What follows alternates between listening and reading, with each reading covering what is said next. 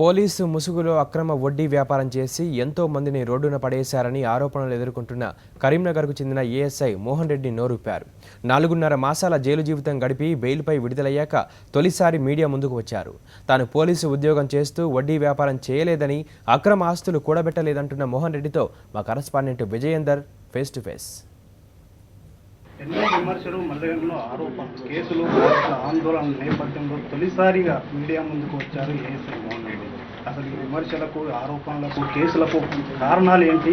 అసలు ఇదంతా ఇంత కలకలం సృష్టించే కరీంనగర్ జిల్లానే ఒక విచారకరంగా కలిగిన సంఘటనలో ఎందుకు ఇలాంటి పరిస్థితికి వచ్చిందో అతన్ని అడుగుతుంది. చెప్పండి.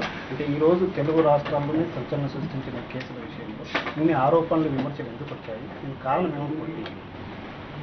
వాళ్ళకి ఏంటంటే ముస్లిం మహేందర్ కానీ పెద్దిరెడ్డి కానీ అప్పుడున్న ల్యాండ్ రేటు భూమి బంధువులు కానీ దోస్తులు కానీ వీళ్ళంతా వ్యాపారం చేసి కొనుక్కున్నారు.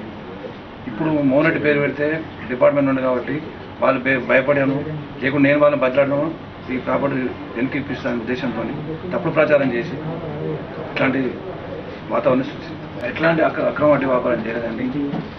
వడ్డీ వ్యాపారం సంబంధం లేదు. నా పోలీస్ డిపార్ట్మెంట్లో 25 సంవత్సరాల నుంచి నేను ఉద్యోగం చేస్తున్నాను.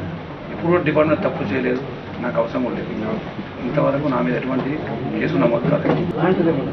నేను ఎవరిని కూడా బలవంతంగా కానీ బెదిరించి కానీ నేను ఎటువంటి ఆస్తులను స్వాధీనపరచుకోలేదు, ఉంచుకోలేదు. 500 నుంచి 1000 కోట్ల వరకు ఆస్తులు ఉంటాయి. ఇవన్నీ కూడా మా ఆస్తులు ఎదిరిస్తూ లాగుతున్నారని.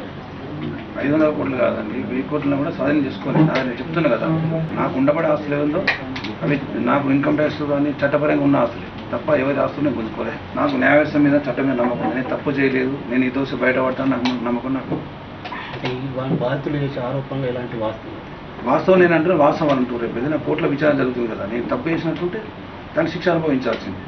ఇప్పుడే నేను తప్పు చేసిన ఎట్లా చూపించాను? వాళ్ళు చేసింది కరెక్టా కాదా వాళ్ళు తెలుసు. ఏ కేసులు కరెక్టా కాదు తెలిసే ఈ రకంగా నన్ను బ్లాక్మెయిల్ చేసి ఇప్పుడే డబ్బులు డిమాండ్ చేస్తున్నాను. విచక్షణ గల డిపార్ట్మెంట్లో 25 సంవత్సరాలుగా సేవలు అందించాలని, అంచెలంచెలుగా డిపార్ట్మెంట్లో ఎదిగిన తనను ఏ తప్పు చేయలేదని, నిర్దోషిగా బయటకు వస్తానని, బాధితులు చేసే ఆరోపణలు ఎలాంటి వాస్తవం లేదని, ఇప్పటికైనా సిబిఐ విచారణ వాళ్ళు కోరుకున్నట్టుగా సిబిఐ విచారణ కానీ ఏ విచారణకైనా తాను సిద్ధమనేది మోహన్ రెడ్డి చెప్తున్నారు.